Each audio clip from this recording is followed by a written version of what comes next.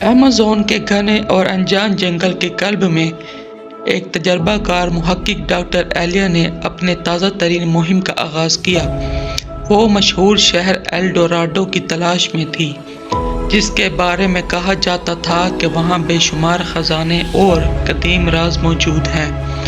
صرف ایک بوسیدہ نقشہ، ایک مضبوط بیگ اور ناقابل تسخیر حوصلے کے ساتھ وہ جنگل کے مزید اندرونی حصوں کی طرف بڑھ گئی۔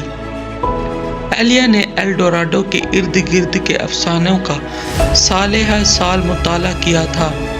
قدیم متون کے مطابق یہ شہر خطرناک قدرتی رکاوٹوں کے پیچھے چھپا ہوا تھا، جن میں تیز بہنے والے دریا، بلند و بالا چٹانیں اور گھنے بظاہر ناقابل عبور جنگلات شامل تھے۔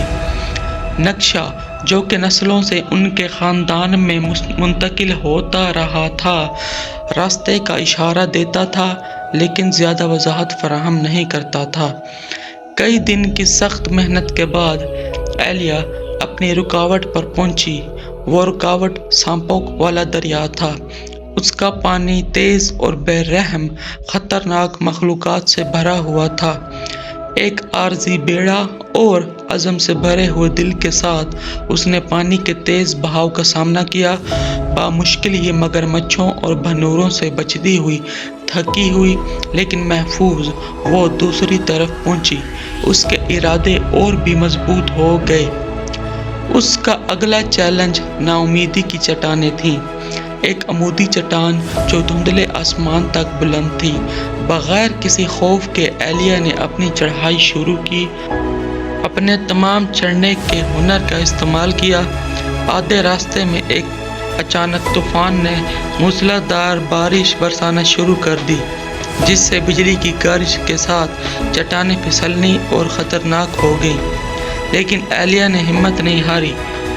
اس کی انگلیاں سن ہو چکی تھیں اور خون بہہ رہا تھا۔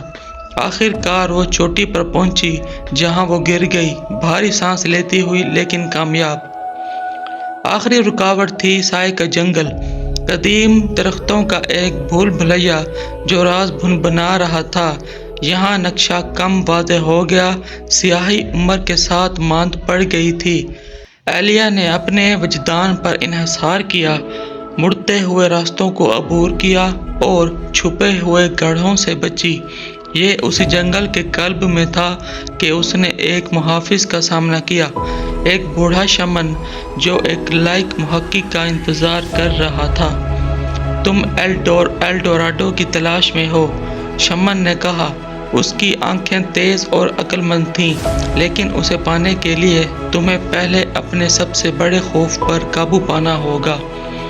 ایلیا نے اپنی آنکھیں بند کیں اور اس سانحے کو یاد کیا جس نے اسے اس تلاش کی طرف دھکیلا تھا، اپنے بھائی کا ایک ایسی ہی مہم میں کھو جانا۔ اس نے اپنی آنکھیں کھولی اور سرگوشی کی۔ میں یہ اس لیے کرتی ہوں۔ شمن نے سر ہلایا اور اسے ایک چھپی ہوئی کھلی جگہ کی طرف لے گیا، جہاں قدیم شہر چھن چھن کر آتی ہوئی دھوپ میں چمک رہا تھا۔ سونے اور جواہرات نے عمارتوں کو سجایا ہوا تھا، لیکن اصل میں ایلیا کو وہاں کی محفوظ حکمت اور تاریخ نے محصور کیا۔